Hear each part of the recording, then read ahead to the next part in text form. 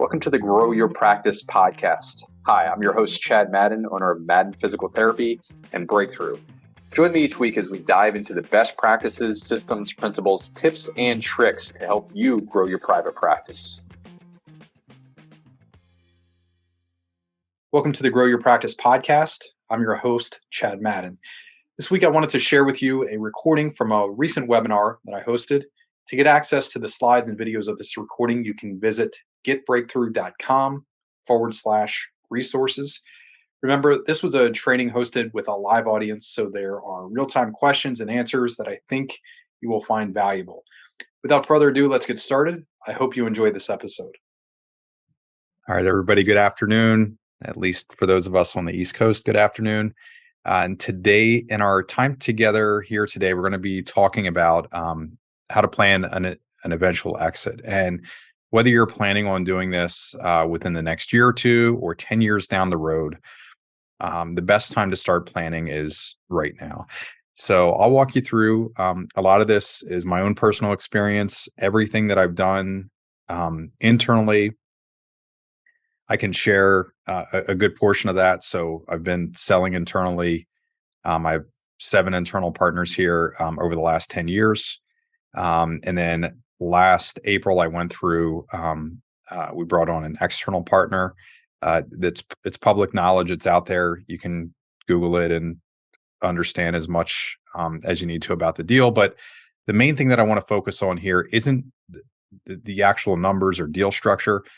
I more want to share with you the thought process of how we went through what we went through, and I think that's probably the best use of our time. We have a lot of experience on here.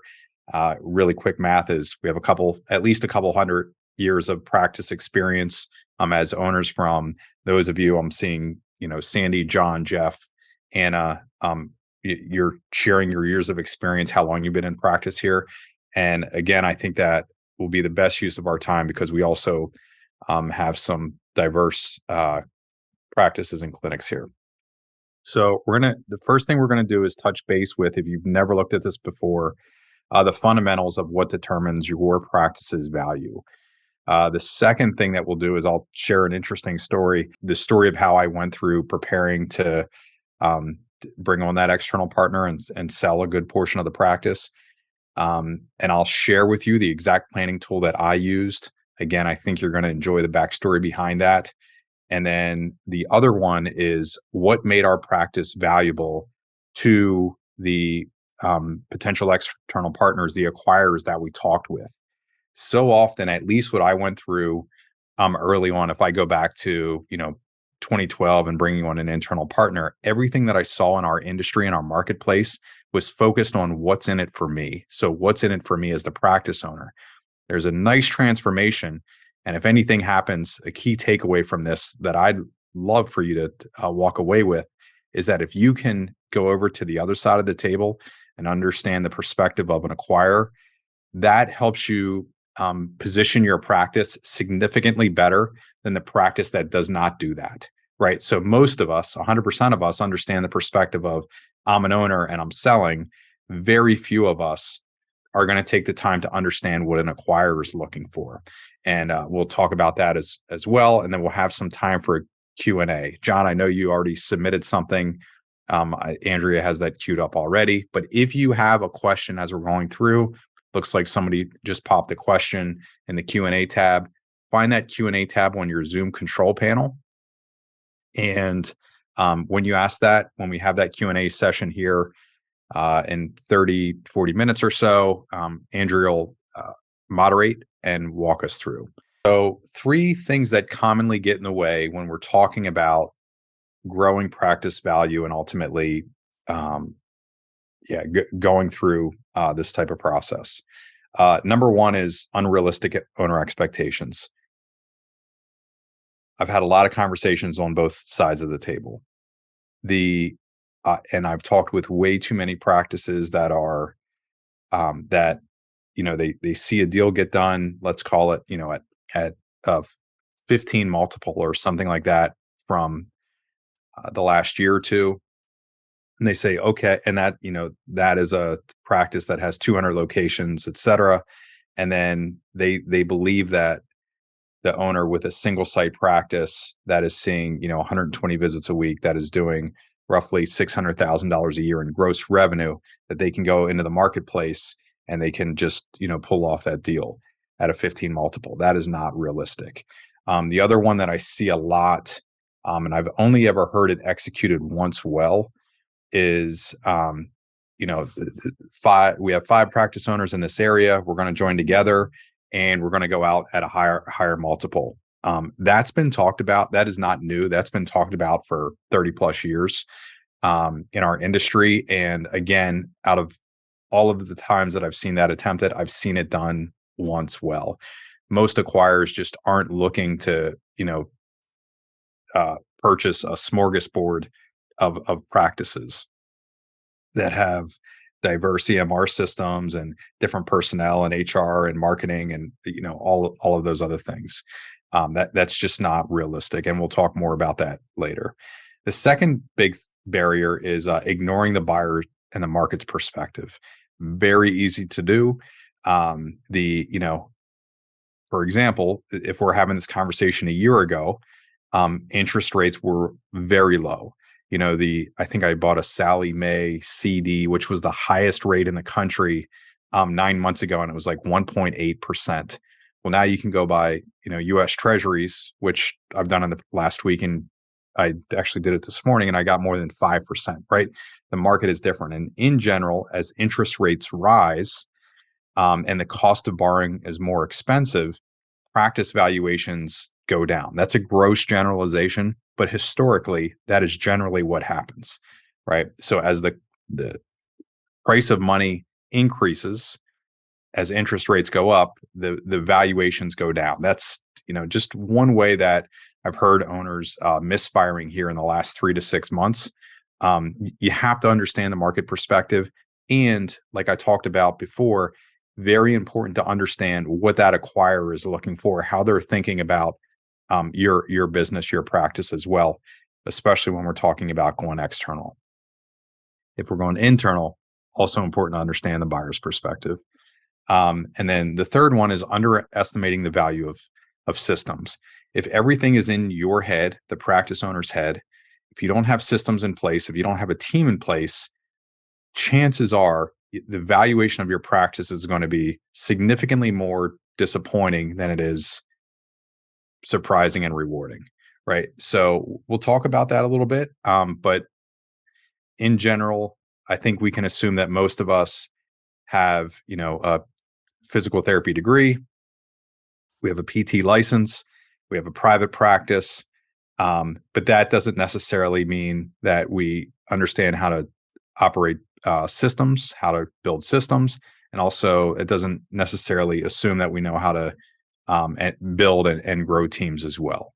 So that skill set is extremely valuable in the marketplace. And again, what you can see somebody get a deal done at a 10 or a 15 in terms of a multiple, and then think, well, that they're in PT, I'm in PT, my practice should be also a 10 or 15 multiple, right? So there are 3 determinants of practice value that really drive practice value. Number 1 is the size of the practice. So simply put, you can look at gross revenue. It is the easiest way to think about that. Not necessarily number of locations or square footage or anything, but gross revenue is a quick and easy determinant. If somebody's doing 100 million in revenue, or if they're doing, what did we do last year? 8.7 million in revenue. And that's gross revenue. Or, somebody's doing 600,000 in revenue. There are 3 very different type of practices that are going to be valued by the marketplace differently. The second one is, consistent visits. There's a huge leak that most of us have in private practice, and it took me too many years to figure this out. And just as an aside, I've been in practice. This is my 20th year. So September 2nd this year, I'll be in practice for 20 years. But consistency is a killer. Well, inconsistency is a killer. So slow seasons, which I've talked about, been talking about it for 10 years here at Breakthrough. But any sort of season or slow period where we're losing money, underutilized space, meaning physical space, or underutilized schedules are are brutal for practice value. And here's just a quick example. In 2009, in the fourth quarter, our practice, the one that I'm standing in right now in the same building, fourth quarter 2004, we lost $98,000. It's basically a backward step of $100,000 in earnings, right? If we would just compare that to breaking even, and let's say that year we did 400,000 after that loss in earnings that year, and I'm just ballparking here for quick easy math.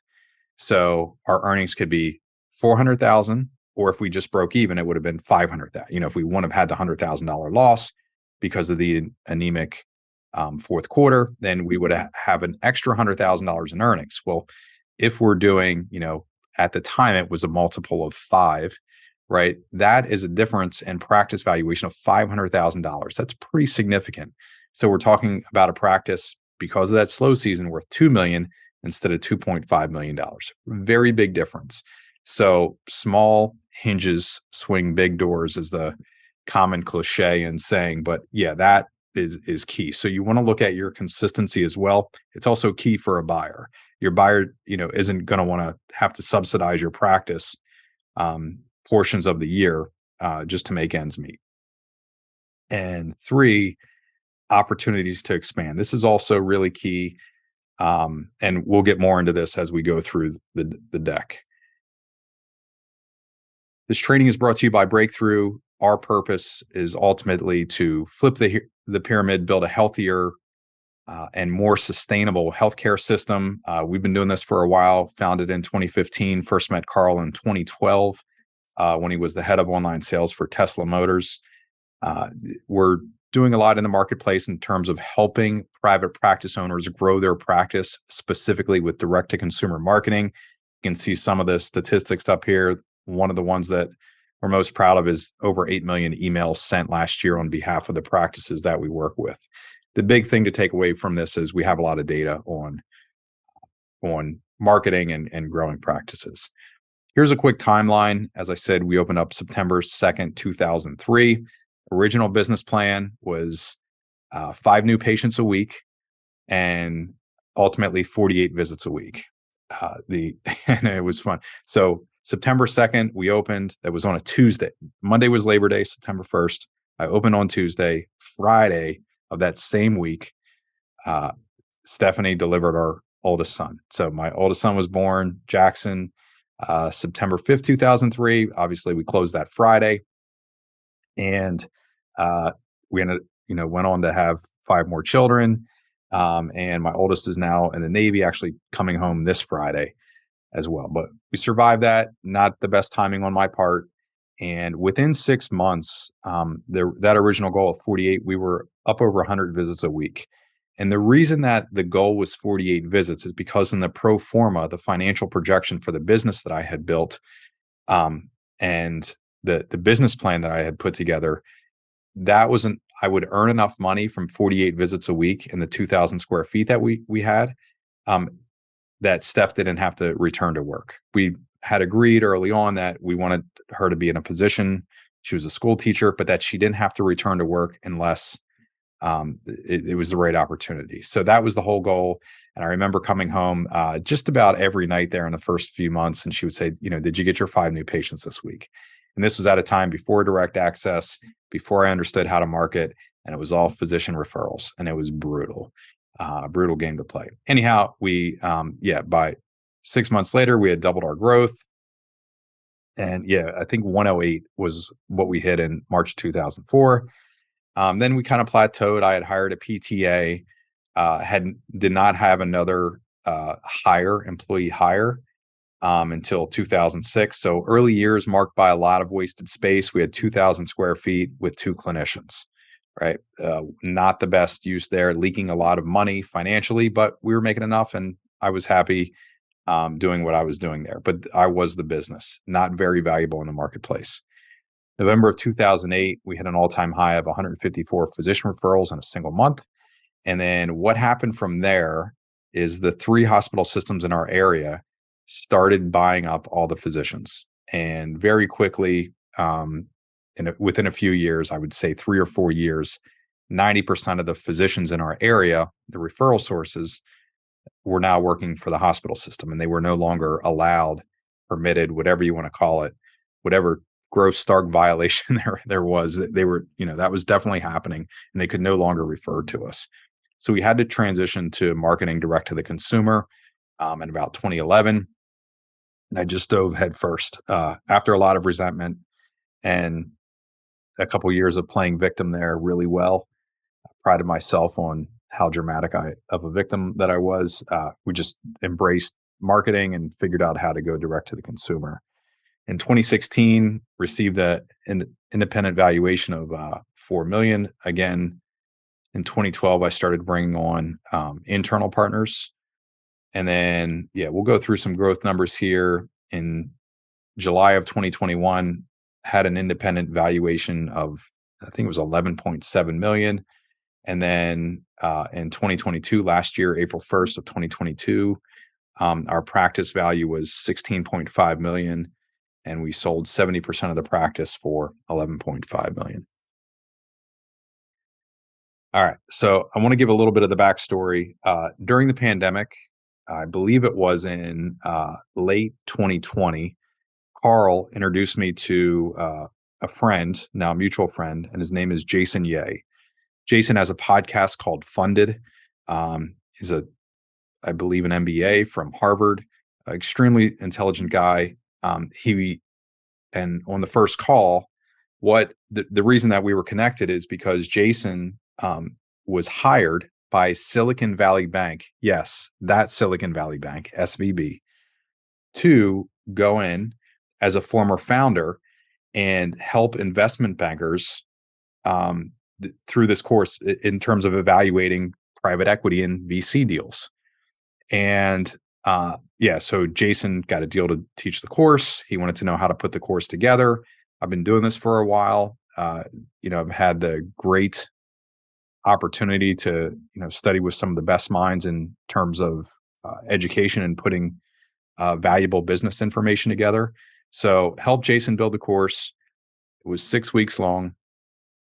The course went really well, and he ended up starting a business off of delivering this course. And in that process, we got to the end, and he said, "Listen, man, I'm forever indebted and all the niceties that come with that." And he said, what do I owe you? And I said, nothing.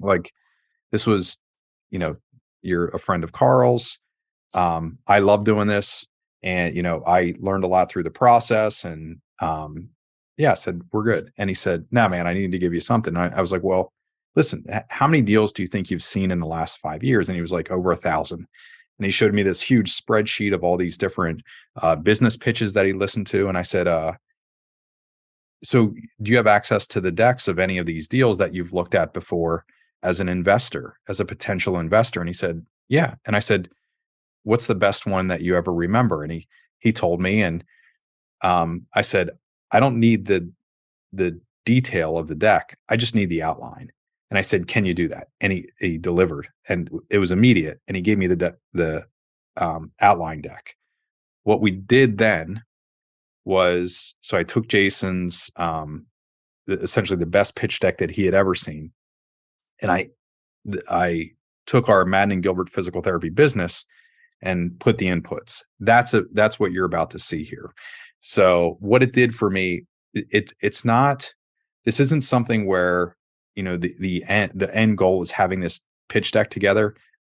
Full transparency, I've never showed this to a single acquirer, but what it did for us, and this is what I want you to have, the benefit, the transformation to go through, is it organized. So Mike and I and our other business partners, it organized our thought around what we were really doing and how it was really valuable in the marketplace. That is the most important part out of this. So I'll walk you through this.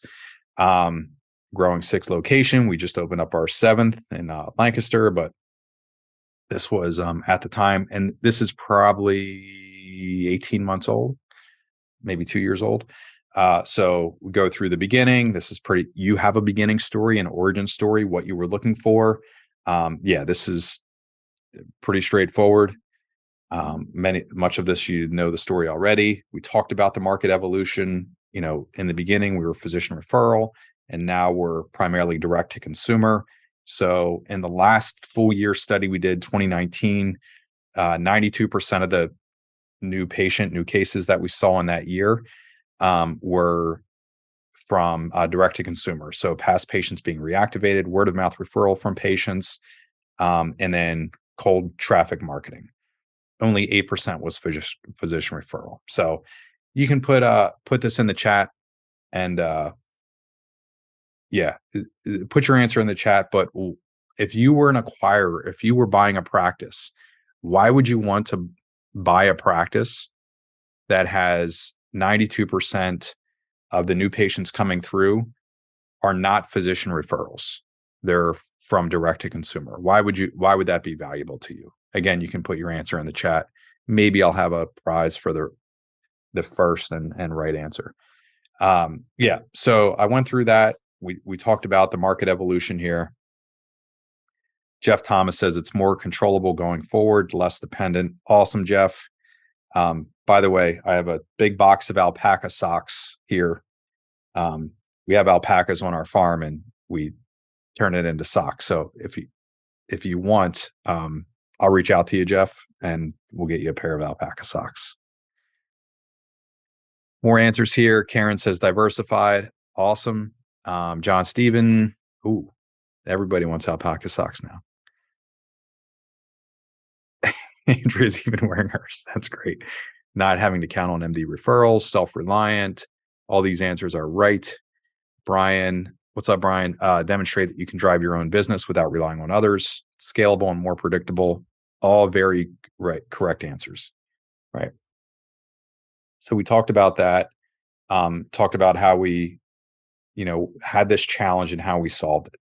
The other thing that it's showing is that we're, as a practice in general, we're gritty, right? Like it's not any barrier that's just going to, halt our business forever.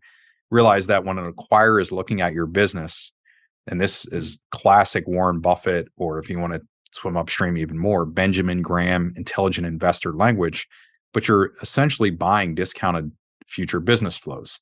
If you invest in the stock market, and I'll use an example of a business that I watch, it's Google and Alphabet. There's a couple of reasons that I watch it. The main one is they have 7 different platforms that they own, including Waze, YouTube, etc. Google search, that they have 7 different platforms, essentially companies, each with over 1 billion users, right? That's kind of crazy. I think the next closest is 3. Right. So I watched their business, and their multiple right now is about an 18.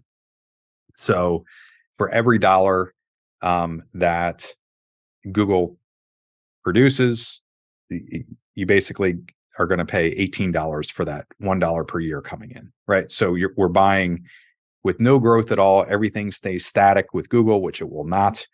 We're buying, we can buy the eternal Google earnings for $18, right? Maybe it goes up, maybe it goes down. You get the idea there. That's how an acquirer is going to view you as well. So, right, they're not looking for a business that's very flimsy or fickle, and you are seeing 100 new patients in a month. Wow, Jeff really does want those. Great. They'll be in the mail, Jeff.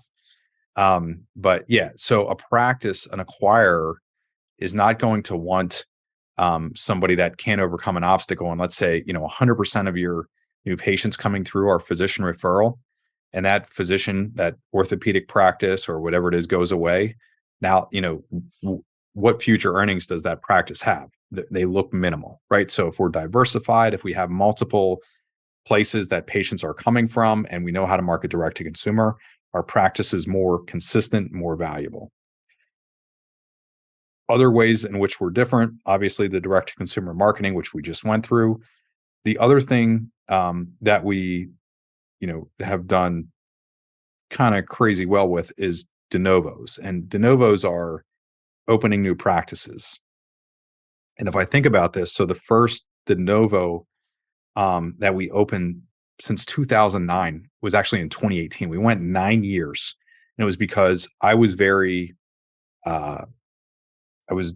shy, hesitant to open a practice again because opening the Mechanicsburg office did not go well.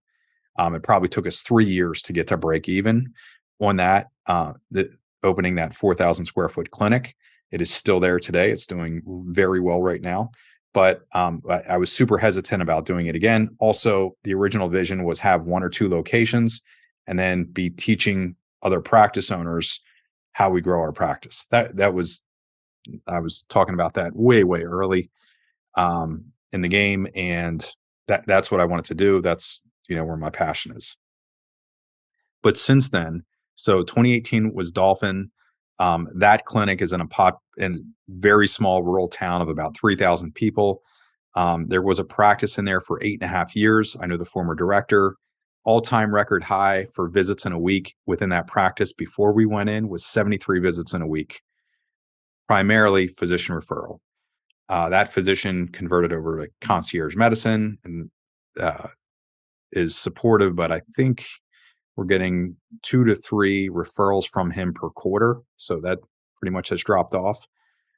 Within 7 weeks in that space, Dan was up over 100 visits a week. Within 1 calendar year from opening in September of 2019, he was up over 200 visits a week. It's now a 4-clinician clinic. They're at 2,600 square feet. They're out of space, and we're pretty much maxed out there with what we can do in that area. Next clinic was Chris Siratowicz, who was in Camp Hill. We opened that in January 27th, 2020. That clinic went 0 to over 100 visits in 7 weeks as well. They got off to a really good start. And then we had obviously the pandemic. Right now, that's a 5-clinician clinic, and they're seeing roughly 250 visits a week. Then after that, we did Shrewsbury. Shrewsbury was our COVID clinic. That was March of 2020. We opened March 9th on a Monday. COVID hit Friday the 13th, March 13th of 2020. And that clinic was pretty roughed up in the beginning. Had a rough go. They're out of space right now. We're literally on the eve of knocking down the wall and adding another 3,000 square feet in that space. Matt has 6 full-time clinicians, and they're well over 300 visits a week. That's been an amazing story about what we've done there. Again, primarily direct to consumer advertising with other competitors within a mile, and hasn't really affected us that much at all. So we've had same thing with Hershey. We just knocked down the wall there, went from 2,000 to 4,000 square feet. Jan's doing an amazing job. And then we just opened Lancaster. So we have this rapid de novo success. What is the key to that? It is the 12 months of clinical director training that we have right now. We're training 5, 6 that are going through our director training that will eventually potentially open up other locations with them as well.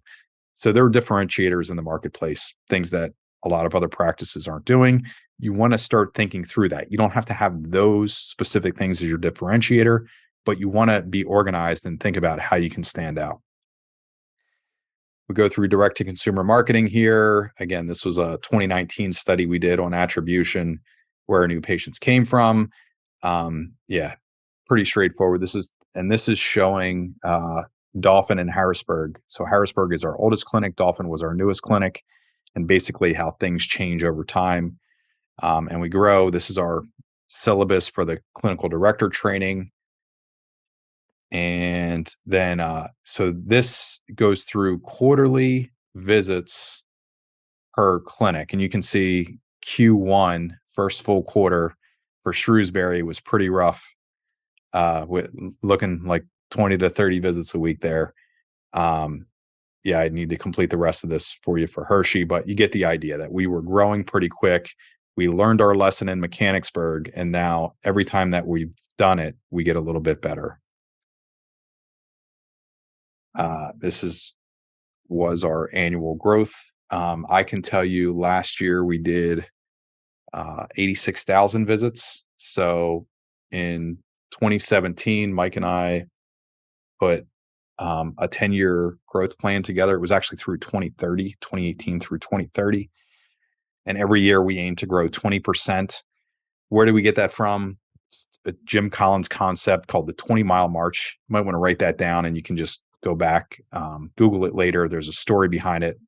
2 teams racing to the South Pole. And that is one of the business models that we brought in-house here. Jim Collins is of Good to Great fame. You've likely heard of him. But at 20-mile march. So since 2018, we've been aiming to grow. And you can see that even with the step back in 2020, we're almost spot on within like a half a percentile of exactly where we want to be in terms of visits and growth, even with the pandemic. So the other thing that we use from Jim Collins is this concept is called a flywheel. And again, Jim Collins wrote, I believe it's called a monograph, The Flywheel Revisited. And it's like maybe a 40-page booklet, pamphlet.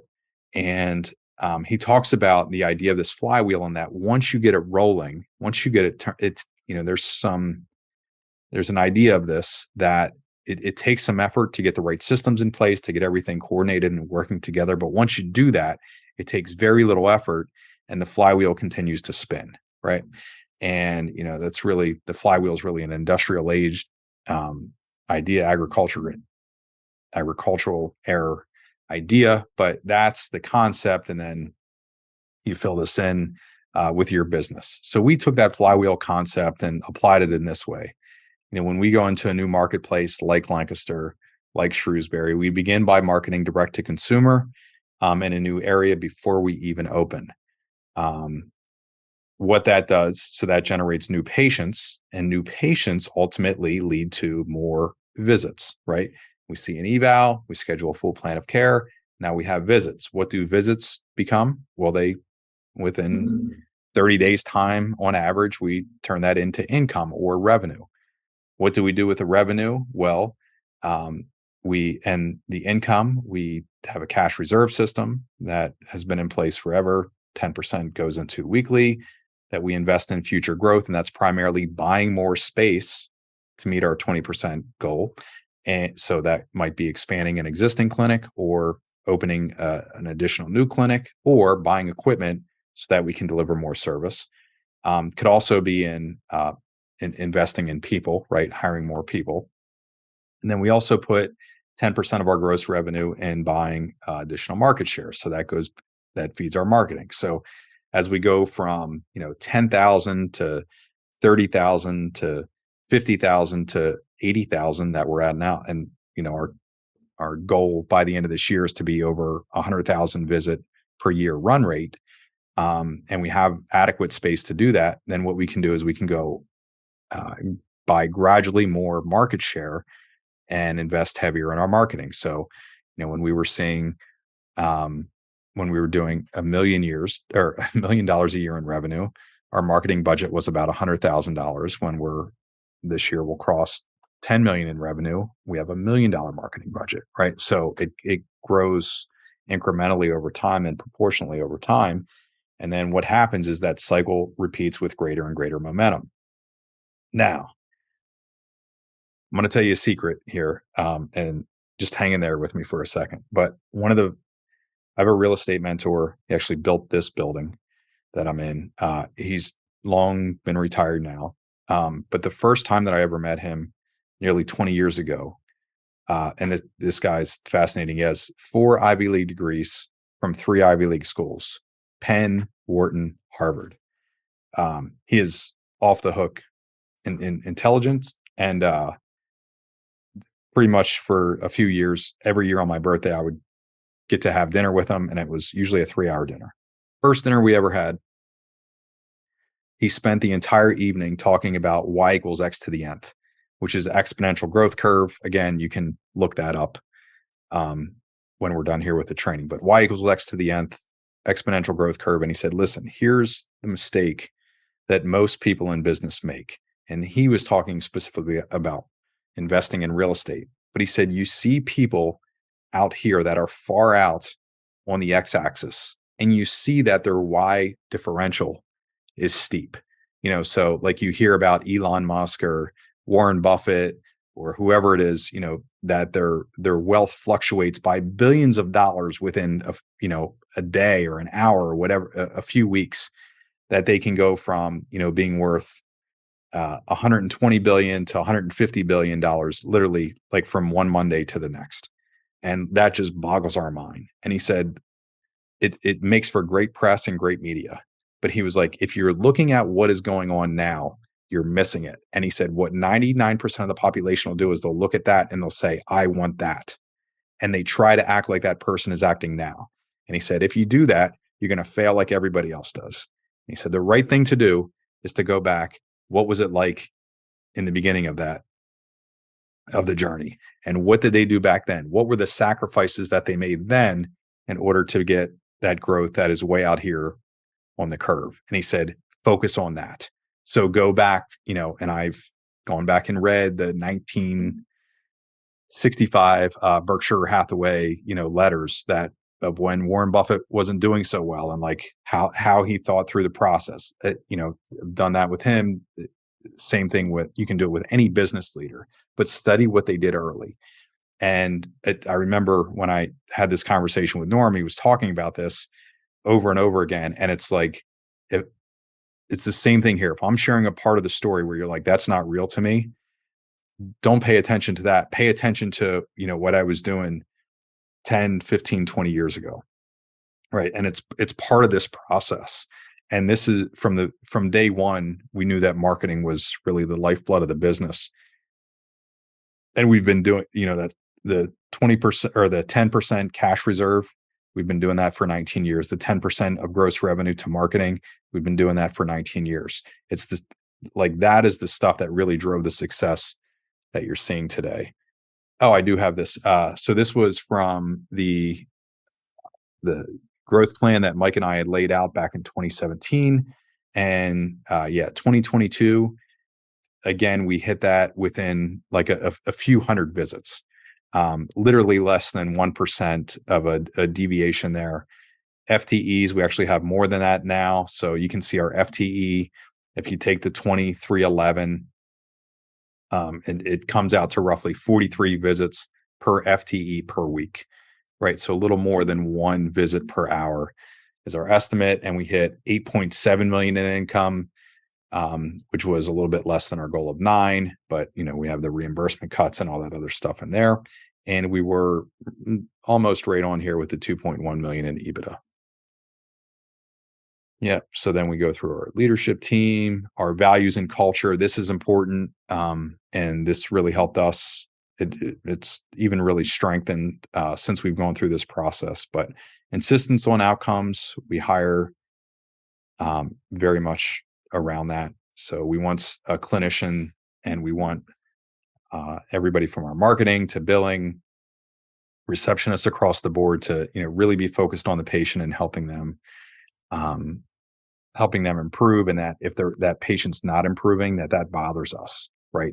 Like viscerally, emotionally, that we expect people to heal, and we're just not handing out exercise cards or something like that. Beginner's mind, we're looking for humble learners that are always learning, that are resourceful, elevate others. We're looking for team players. All right. So if you have any questions on that, you can type that in the Q&A. We're going to be able to have some time for that here in a second.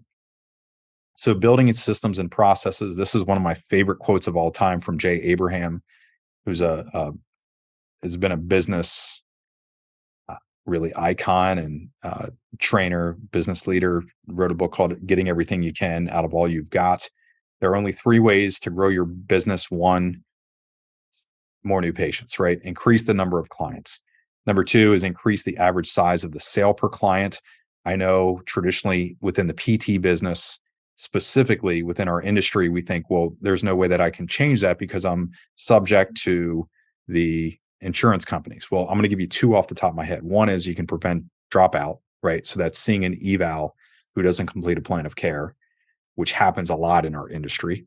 And the other one is you can add a cash pay service, right? So there's just, of the many ways, there's 2 ways that you can do that many other practices are doing right now. You don't have to reinvent the wheel. And then finally, number 3 is you can increase the number of time clients return, call that reactivation, right? That's past patients being reactivated, coming in for additional care and buying again. And, when we're applying that, there are really 3 pillars, 3 systems to focus on in building. Number 1 is marketing, right? We built our whole flywheel around that. And I'm sure to some degree you have built your practice around that as well. Personnel, right? Having the right people in the right seats to help us grow. And I shared our core values with us there that drive a lot of those decisions. And then also finance, that we're sound financially, making good decisions. In terms of marketing, this is how we think about marketing our practice, and especially to direct to the consumer, whether it's cold traffic and we do a lot of that, or to our past patient list, which if you look at our numbers, when I was sharing those, in our established clinics, our past patient list being reactivated or referring words of mouth, friends and family, is essentially 2/3 of our practice, right? Once you go into an area and you capture that area and you have their attention and you start building a patient list, what should happen is your marketing can get even more efficient over time. So this is our patient demand system and our flywheel about how we think about it. Number 1 is we need to attract, right? So we need people from our patient list raising their hand for reactivations. We need people from the cold traffic community raising their hand and saying, yes, I want to learn more about, shoulder problems or my back or whatever, right? So we have attraction and we have specific processes and automation that can help with that. The next thing that has to happen is once they raise their hand, our fairy tale is we just walk into the exam rooms and people are ready to go. That is not real. That is not how it works, right? How it does work is we have to have conversion. We talk about conversion and using tools on 3 different levels.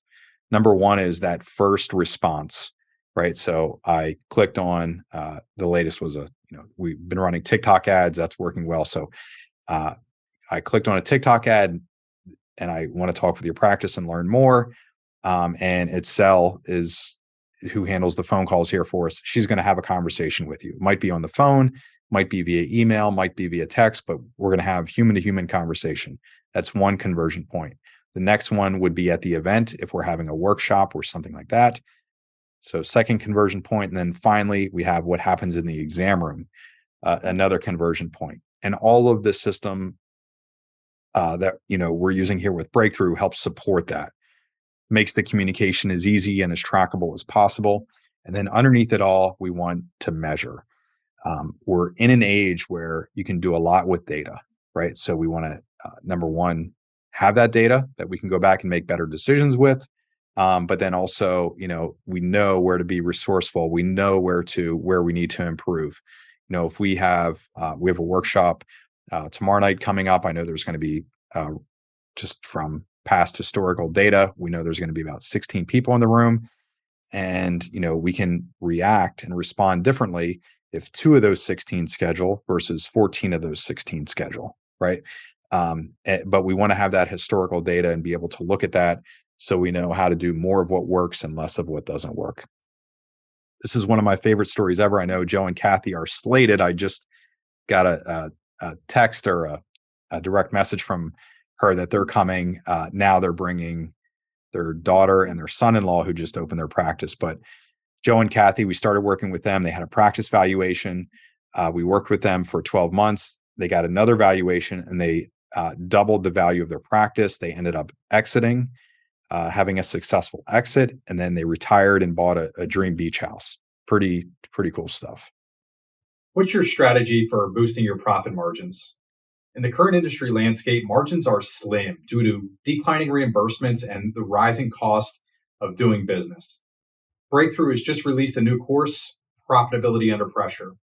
This 13-week masterclass focuses on 5 key areas in your practice that can help you increase your profits.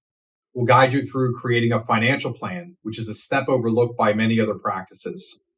You'll also learn how to renegotiate insurance contracts, evaluate whether cutting ties with lower payers is beneficial, and how to add cash pay services to improve your lifetime patient value. By the end of this course, you'll have improved control over your profit margins and a clear roadmap for future growth. This program is exclusively for private practice owners. You must apply to be accepted. No hops or pops practices. Click the link below to get started. So questions you have, looks like we have quite a few here. Yeah, I'll help moderate here, Chad. Great. So the first question we had was actually submitted prior to the webinar from John. He said he would be interested in learning the pros and cons of selling within the practice versus outside the practice. Can you give it to me one more time? I lost it there. All good. I would be interested in the pros and cons of selling within the practice versus outside the practice. Okay. So internal sale. First of all, John, whatever you're thinking, I always wanted to make sure we're in alignment. So, and you want to make sure your incentives aligned. So for me, in 2012, when I started initially and brought on Mike as the first partner, I had a satellite office, is what I called it, which is a horrible name. But it was our Mechanicsburg office. That was the 4,000 square foot clinic that we opened in 2009. What Mike approached me about was buying half of that office. And I did it. We worked with Paul Welk. And what happened is now, rather than me trying to split time between two different offices, which is exactly what I was doing, I would be in Harrisburg in the morning, and then I would run over to Mechanicsburg in the afternoon. Disaster. We aligned our incentives and what we wanted to do. And that allowed Mike, who was the clinical director here in Harrisburg, to go to Mechanicsburg and solely focus on that. And he did an amazing job at getting that up and running, right? So 3 years of me really doing nothing, just breaking even. All of a sudden, now I had somebody aligned. And, did I give up some dollars short term? Could I have gone externally and gotten more money? Absolutely. But 12 years later, I know I made the right decision. I mean, it's worth significantly more now, that office, than what it was back then. And I never would have turned it around myself. So there's this other concept of internal versus external, which is like, whatever you're going to do, you can grow the pie, right? A lot of practice owners are like, why own 100%? I don't want to bring on a partner, even if they're like 1 or 2%, whatever the percentage is, because then I'm giving something up. So why would we grow from worth $1 million to $3 million? But I'm giving up, 10% of that. Well, let's do the math. You can own 100% of $1 million, or you can have 90% of 3 million, right? In our quick example, 2.7 is higher than 1, right? So think about that. And we had people that were stepping forward, asking for more responsibility. I had a fair market value process that I went through in 2012 that is significantly less sophisticated than what we have today. But I went through that and, very happy with the decision. In 2017, May of 2017, I brought on 4 more partners. And then since then, 2 more before we ended up going external. So in general, internal sale, you're probably leaving some immediate short-term money on the table, but you're going to have somebody who's really motivated at understanding. When somebody has skin and equity in the game, they're going to behave differently and realize that is likely to everyone's advantage. Good question, John. Karen, I think, has a follow-on question to that. She said, when selling within the practice, do you advocate bringing on a partner right off the bat, or bringing on an associate or employee with incentives to purchase in 2 to 3 years? We do neither. So here's how we think about it. We will take somebody and we've done this twice, an aide, a tech. They're with us. They have a 4-year degree. We support them going into physical therapy school. And support, I mean by experience, not paying for them to go to PT school. They get their DPT. They come back. They now are a staff entry-level DPT, right? They go through that for a year or so. We then build them a team. So now it's DPT, overseeing not only their own schedule. I just lost electric in my building. Internet's still on. Oh, that was weird. So far, you're still on. Never had that happen before. That was super weird. Yep. Wow. So it messed my screen up. Hold on. Yeah, we lost your screen, but we can still see your video. Fair. So, DPT team leader, right? So it's DPT plus PTA plus tech. And then what we do is our most competent team leaders will promote and offer the opportunity for clinical director. And then for somebody who's a competent clinical director, then we'll offer them partnership, right? That they can purchase in and own equity. Whether that takes them 2 years to complete or 20 years, I don't really have a timeline. But at every level, we're checking for competency and that they want that next level, that they've expressed interest in that next level, right? So I would think about it more like that than like bringing somebody on in the beginning and talking about equity. We show them the career path, but they also understand like, hey, I have to be competent as an entry level DPT before I'm going to take on the responsibility of not only managing myself, but also a PTA and a tech, managing a team, then the director, then the partner. So that has worked out well for us. Thanks, Chad. Jeff is interested in learning more about your director training program. What more can you tell us about that? I'm currently going through one right now. I think we even broadcasted. It's open to at least it seems like we have a lot of people on that call. So what else can we tell? I don't know. What else do you want to know? It's not a program that I'm really selling. The way that we have it structured is that I'm taking my 5 or 6 through and doing the monthly training. And then we teach them a concept and they have to implement. So like first thing I teach is the pro forma. That's how to do a 5-year financial projection. They own that and then they submit it. And then Mike and I go through it and give them, correction or support, whatever they need to do there. And then we go into the next thing, which is how to select a location. And it's the same idea there. We show them how to do the study, then they have to do the study on the area that they want to be in. And then we go on to the next. So that I know we open that up to the public. Other practice owners can watch it.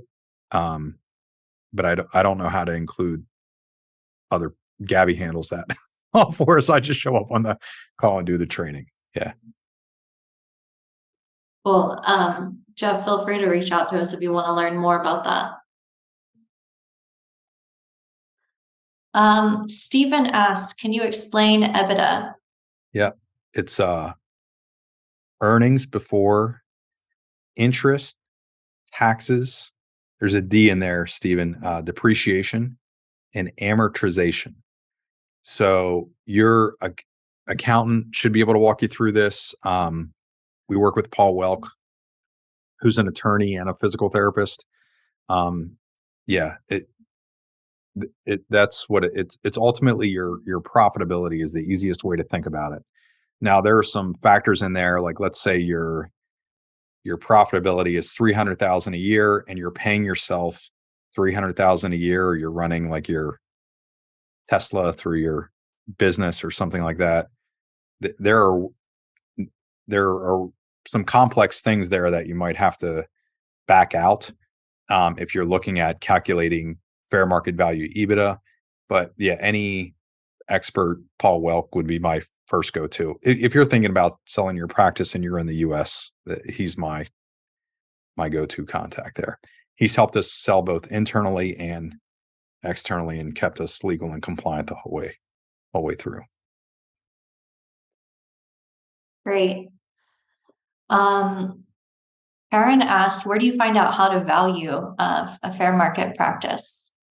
So we've put out a lot on this over the years. We had on Chris Redding, CEO of USPH, who I'm now a USPH partner. We've had him on. We've had Ryan Christoph on, who's in the private equity PT market. We've had 8125 Advisors on, who brokerage deals, or Steve Mountain, who brokers deals as well. We've had Paul on. In general, there's usually a multiple, which is the main thing you're looking for, that is in alignment with market conditions. So, for example, this is public knowledge, so I'm not sharing anything. Our EBITDA, our earnings before that, interest, taxes, depreciation, amortization, at the time of sale was, I'm blanking on it, 1.8. I think it was, it was 1.8 million roughly, and our multiple was 9. So if you carry that out, that's how we got to the 16.5 million in the practice valuation at the time. So that was the market when we did the deal, April of 2022. Right now, I think, it might be a turn or two less on the multiple right now.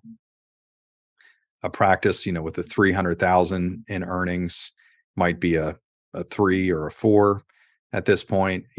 There's a range of the size of your practice and the size of your earnings. The higher the earnings, the larger the size of the practice in general, the larger that multiple is going to go.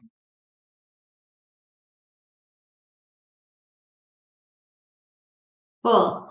Anna is wondering if, I think she has concerns about sharing with her team that she's selling.